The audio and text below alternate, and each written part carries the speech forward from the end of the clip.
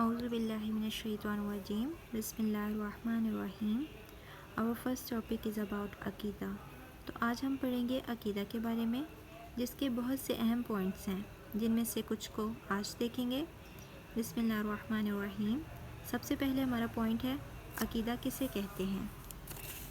ابو بکر الخزائی رحمہ اللہ کہتے ہیں، عقیدہ ان فیصلوں کا نام ہے جنہیں انسان اپنی عقل سے سوچ کر، کانوں سے سن کر اور قوانین الہی کے ذریعے پرکھ کر صادر کرتا ہے. یہ فیصلے دو ٹوک اور بے لاگ ہوتے ہیں اور عقل و نقل کی کسوٹی پر قطعی پورے اترتے ہیں.